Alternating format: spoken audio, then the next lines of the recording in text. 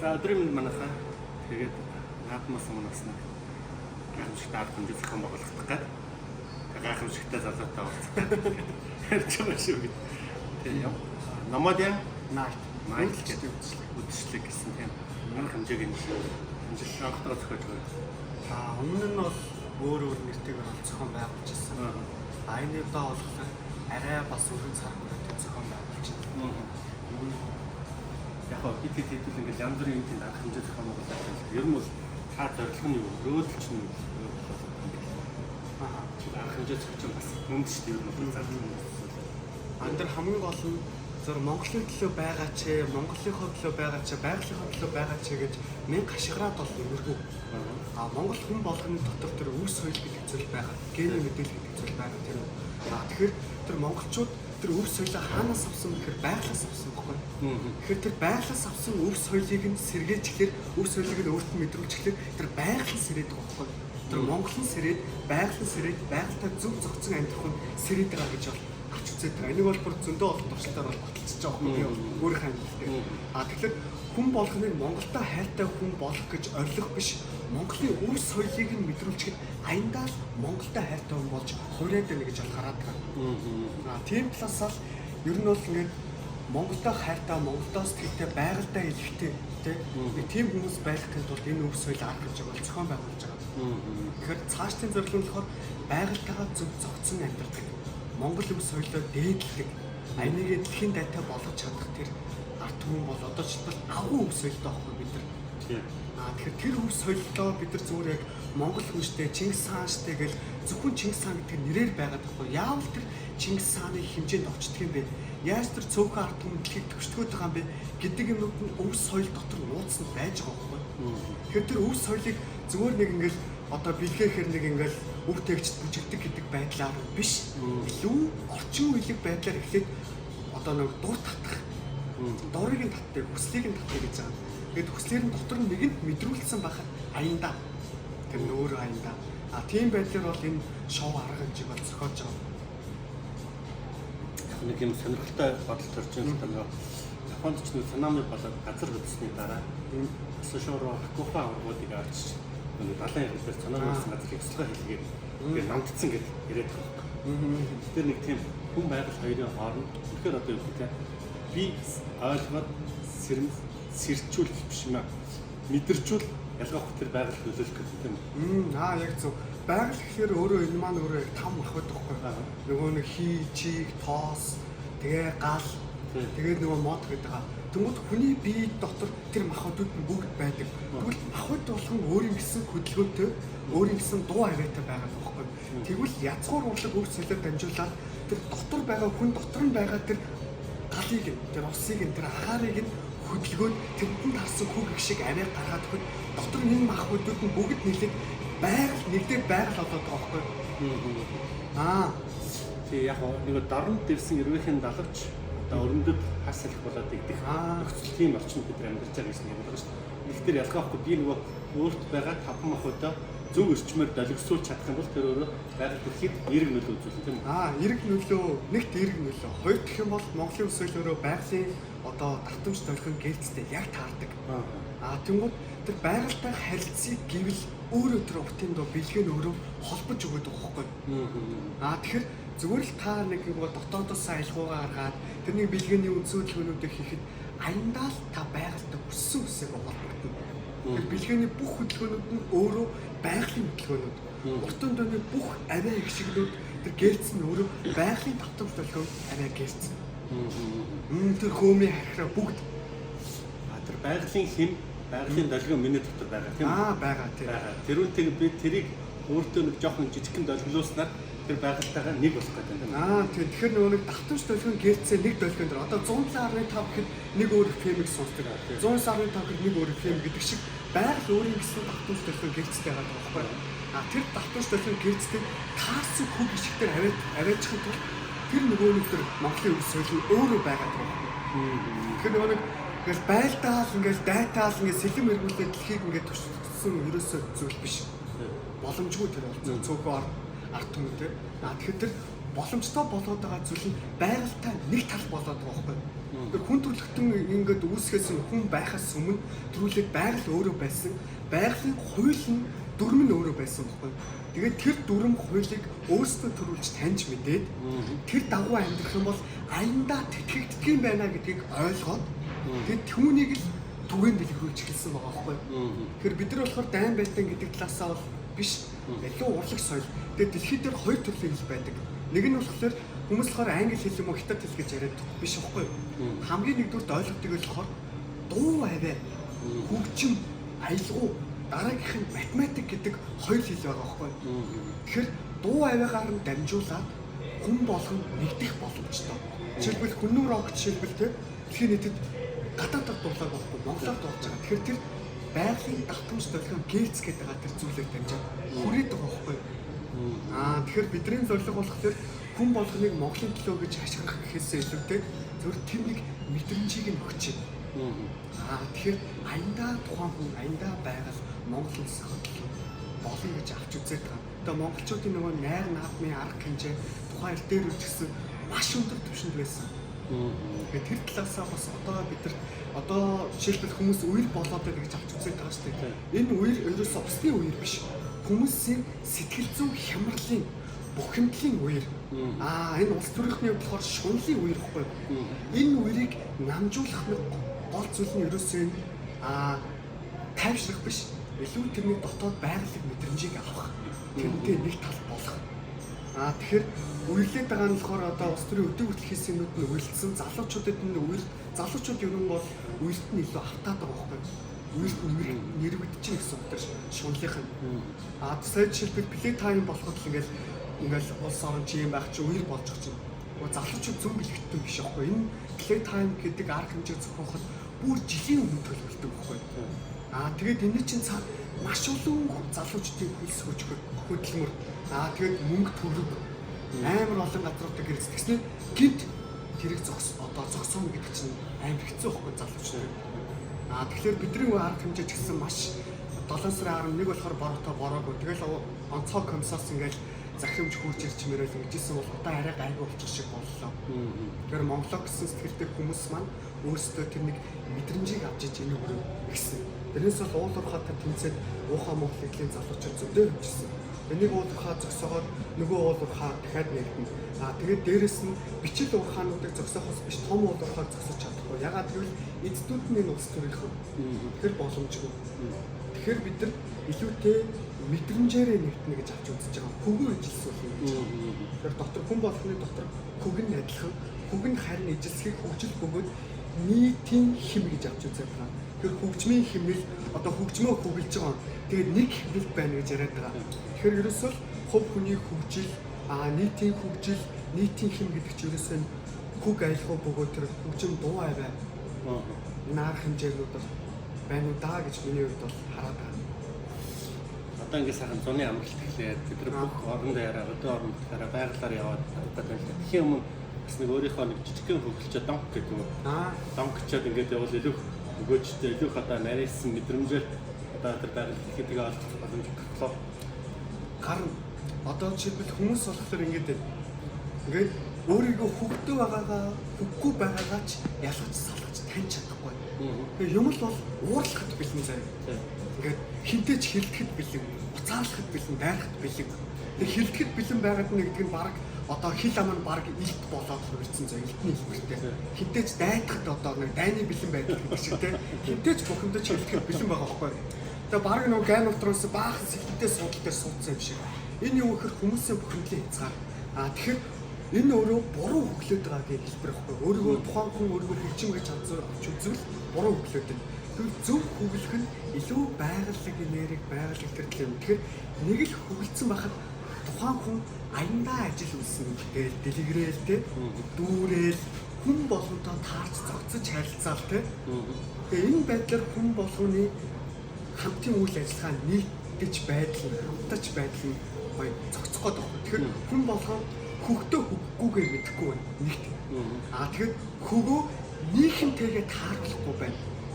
Тэгэхээр тэр нэг нүүдэлчдийн үйлчлэгтэр ирээд хэвлэх нэг гоё нэг хөгтөө нийтээрээ нэг хэмтэй болчих. Энэний ард дээр аяндаа таны ажил үүсч байгаа. Гэж байгаа. Яг миний хувьд ч одоо сүүлийн 2-3 жил төлөвлөрөөр ороод бөмбөртэй ч хүмүүсийн шийдвэр хүмүүст доол хамгаад яваад гал төлөөл маш их нөө материалист хүнд ингээд юм яаж өөрчлөх хөдөө гэдэг. Хэм удаад бол тэг шүүж харж ирсэн. Яваад ирсэн чинь хүмүүсийн сэтгэлгээ, ажил үйлс, амьдрал хот өөрчлөх гараад тэр энд босох юм байна, ингэж авах юм байна. За тэгвэл одоо хүн болгон уул хангаар яваад гал төлөх болцсон гэж тийм үү. Тэхийн тулд одоо дараагийн шигтэй юм хэрэгтэй л да. Дуугаар, хуураар, нийт их хамсан арга хэмжээгээр хэмнэлээр нь хөдөлгөөнөөр нь ч гэх юм уу ингээд хүмүүс хөвлөх аргачлал байгаа байна. Магадгүй тэр чамаас гараад ирж магадгүй гэж гардаг байгаа. Тэгээд энэ яг гарч ирээд байгаа ч магадгүй гэхээс илүүтэй хүн болгоны дотор байгаад байгаа зүйл харин хаана гарах вэ гэдгийг мэдэхгүй. Гарах орцоо байхгүй. Жишээлбэл яг тэрийгээ яг гоё хүснээрээ гарах чихэр нөгөө Монголын уламжлалт ядаргаатай юм тийм гэх нэг иймэрдүү байдалтай. Тэгээд дотор нь нэг юм мэдрэмж байгаад байгаа байхгүй. Нэг мэдрэмж яах юм гэдэггүй мэдрэмж. Тэгээд тэрийг нь хуваалцах хүмүүс байхгүй. Тэгээд дээрэс нь нөгөө нэг бомбын ерэн сүнсний ерэн гэж яриад байгаа тийм. За энэ дээр би бүр яг онцлоод яг та бүхэнд хэлчихье. Бомбын ерэн сүнслэг одоо ерэн гэж яриад байгаа энэ ернэд юу вэ гэхээр бомбын ерэн сүнслэг ерэн эхлэхээс өмнө танин мэдхүүгүй хоосон итгэл үншил бөгөөд ухас үсэг байсан. Одоо сүнслэг ерэн бомбын ерэн эхэлсэн гэдэг нь итгэл үнэмшил нь танин мэдхүү мэдвэл зөвхөн суйртай болох цаг үеийг л хэлж байгаа. Тэрнээс сүртэй ил даалт ертөнц бүтэнц ингээл хоос итгэл үнэмшил ерөөсөө биш, фантаси биш гэсэн.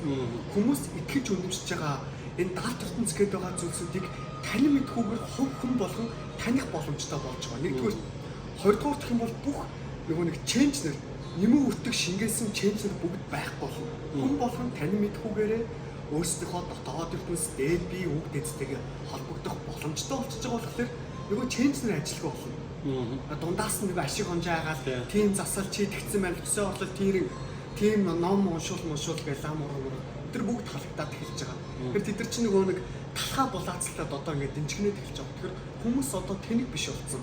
Нийтийн масс өөрөө даалт ертөнц тэнгэр үзэл бөөмөрүүлж байт юм уу те шашин гэдэг ойлголтын дээр бүгд суур ойлголттой болсон байхгүй юу? Ойлголт мэдэх хөтгөнтэй болсон. Тийм болохоор одоо хүмүүс тэнэг биш. Тэгэхээр нэгэнд бөөм үү те лам шишин итгэл үнэмшил ярьж байгаа хүмүүс одоо нэг арай өөр төвшөнд очих та нар цаг нь болцсон. Бид нэр илүү шинжлэх ухаан юмсуудыг тайлбарлах боломжтой болцсон байхгүй юу? Тэгэхээр бид нар нэг юм нэг аль авсан юм яриад гэж болох.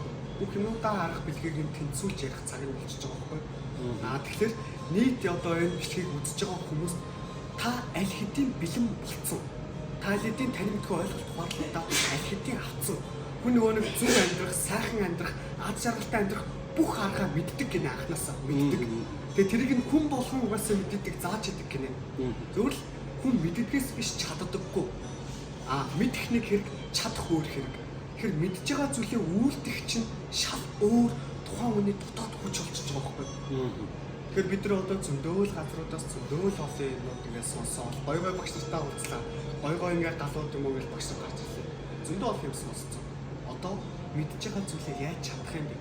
Тэр чадхад чинь яаж тань тэр хүүхийн мэдрэмж чинь дотроос чинь одоо таныг одоо асааж дүрлцүүлж өгөх юм гэдэг талаасаа. За хоёлаа арга хэмжээний талаар, ерөнхий хөтөлбөрийн талаар товчхон чи мэдээлэл өгөх. Яг улдсан нь хүмүүс очиод үзсэн үстэй тийм. За хоёул гоё төсөөлөл л та. За одоо Зайсангийн Голден Будда гэдэг яг нөгөө нэг зайсан толгоо яг ертөнцийн зүгээр баруун талд байгаа. За тийм. За үүдэндээ яг таксаа таслуулаад ингээд орлоо шүү. Такс нь гэхдээ үнэгүй шүү. Бид нар ивент итгэгчтэй болсон байна. За тэгэл ерөнхийдөө та ингээд орно. Дөнгөд үүдэнд чинь айрг шим. Амтлагаа мега шортоор ингээд болчихно. За ингээд хүн нэг юм гоё амтлагчлаа штэ.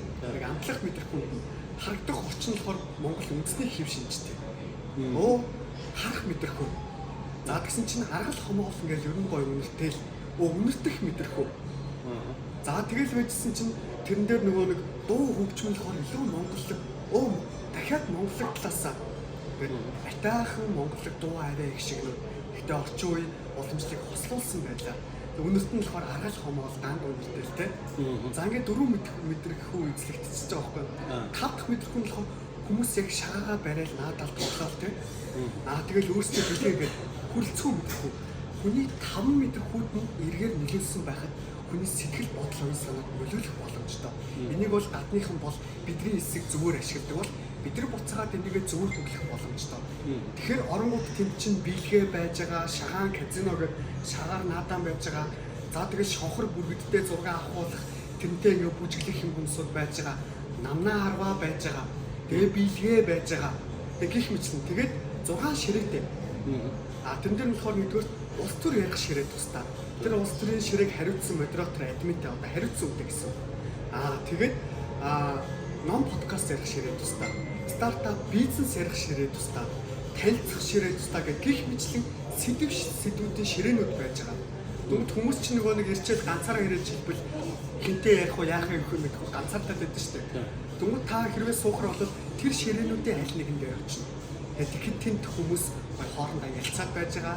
Тэр ярилцлаганд нь орц. Эхлээд танилцахад нь очоод дараагийнх нь тэнд нь очоод гэдэг шиг ингээд дамжаад явах боломжтой. Тэгээд мөн дээрэс нь орчин үеийн бөгөөд язгуур уурлах юм маш олон хамтлагууд ирж байгаа.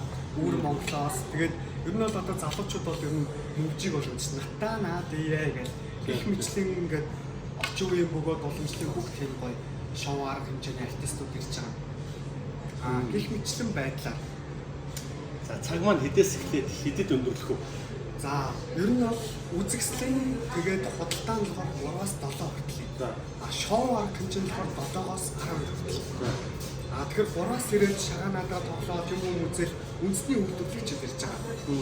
За, жишээлбэл Монголын брэнд, Эрдэнэ Монгол хийц тэгээд боохоо гэж дандаа нөгөө Монгол үндэсний үйлдвэрлэгчид. Гэх мэтлэн ер нь бол дуртай бол маш олон газрууд ирж байгаа. За тэгээд үзэгслийн тал дээр болохоор хаадын бичиг, Монгол бичиг гэж зураг калерат нэрээ монголчгээр бичүүлэх гэдэг. Ер нь хатаа нэг төсөлж нэг яг орхоос ахуулаад те нэг вайд одоо тэд нэг мэдрэмж байгаа. Тэр талаасаа. За ер нь бас нэлээд сайн бэлтгэсэн бөө ажил болсон байна. Тэгээд бөө ажил одоо үзэгчид, зочид хүмүүстэй байж өөрөө нөр аймаг авдаг. Тэгээд үлээ маргааш чинь бол нэг тийм эцэг өдөр шүү дээ жоохон. Тэгээ сайхан энэ өдрөө ирээд хамтдаа танилцаад, найзлаа, төхөрлөө хамгийн гол нь өөрийгөө нэг жоохон донк гэд өглөөд хуулаараа баяр наадмын өдөр шүү дээ. Тий. Тэгээд бас төрийн долбооны өдөр хаа 90 өдөр хийж байгаа болох юм чинь. За нэг тиймэрхүү. За хүмүүсийг ингээд бид нар хараа суугаад ах юм уу? Оролцох юм. Оролцсон гэж байгаа. За тэнд болохоор тэр дуунуудыг сонсчоод бусад үед дандаа нөгөө тоглоомнаа юм уунуудаа хийгээд хоорондоо танилцаал тэгээд нөгөө нөөсөн хүмүүс харвал ер нь нэг тийм 13 дугаар зууны үеийг одоо цагтаа хослуулаад авчирсан юм шиг тийм мэдрэмжийг өгч байгаа. Бидний зорилго нь. Жишээлбэл эртний тэр ингээд одоо жишээлбэл 13 дугаар зууны үед найр наадам яг ямар болдог байсан. Одоо цагт ямар наадам болж байгаа та найр наадам яаж болдог.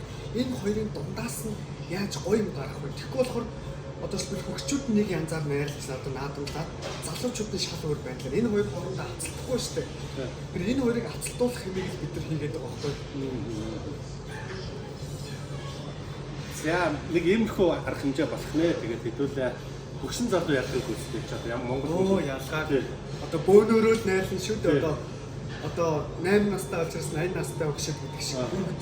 Бүр 8 настай биш бүр жоох хүмүүстэй дагуулад ирсэн ч болно. За энэ нүүдэлчдийн үдэш гэдэг юм арга хэмжээ болох гэж байгаа. Манай 7 сарын 10-ны өдөр 15 цагаас ерөнхийдөө эхэлнэ. 15 цагаас 17 цаг хүртэл одоо тийм оролцоо марцаа тоглоно. 17 цагаас бол нийтийг хамарсан тэр арга хэмжээ, шоу арга хэмжээ болох юм байна. Тэгээд хэдүүлээ тэн дээр уулзъя. За сонирхож байгаа сонсож байгаа хүмүүстээ зориулаад миний бас асуугаагүй нэг ийм тайлбар ийм юу хийх хэрэгтэй байсан юм байна гэж хэлээд байна. Нүрдсэн та одоо дресс код буюу одоо яг та юу үсэж ирэх вэ те? Тэгэхээр та чадвал Монгол үндэснийхээ дээлэг цогцоо үсэж дээр. Болохгүй л та зүгээр ямар нэгэн аксаар одоо дагалдах хэрэгсэл ямар нэгэн мөнгө өмсөж зүүж байгаа юм. Жижигхэн Монгол гэсэн юм зүүж цаад жижигхэн шингээгээд өгч. Тэгэл бүрээдэр хит Монгол дээл заавал гэх юм бол ингээд бид нар ингээд нэг хит гэдэг барьсаар болчиход ш. Нийгмээс ангид юм шиг те. Тэгэхээр аль аль ингээд хослуулсан байдлаар та ямар нэгэн Монгол гэсэн юм тэгээд ер нь бол баг таксан та бидээ ямар нэгэн Монголын үндэсний хэв шинжийг агуулсан та эргэж байгаа. Тэгээд тэрэн дээр та илүүтэй одоо таны зүгээс бол одоо ирж байгаа хүмүүсийн зүгээс нээлттэй байгаасаа гэж хүсэж байна. Юу вэ гэхээр хүмүүс тэг мөнгө олох биш таны амжилтанд хүрэх, мөнгөтэй байх, карьертай байх, ажил төрчин сайхан амьдрчин сайхан байх хүнээр дамжиж бий болдог. Хүн байгаль хоёроор дамжиж бий болдог. Тэгэхээр хүнтэй харилцаа чинь илүүтэй нээлттэй урайлгагүй тийм халуун дулаан хинтээж харилцаж гоё танилцах бэлэн байгаасаа гэдэг талаасаа манайх нэг тийм гоё нээлттэй ирээсэй гэж бол миний зүгээс хүсэж байна. За тэгээ нэг бодлын ч юм уу сэтгэлийн хүлээсээ нэг жоохон задлж байгаа. Тэгээ нэг сайхан гэдэг нэг өдөр нэг өөр нэг баяр наадмынхаа бүтэн өдрийн орчлыг хийнэ гэж бодоод сайхан өрөөд ирээрээ тэгээ тэнд уулзцгаая баярлалаа. За баярлалаа.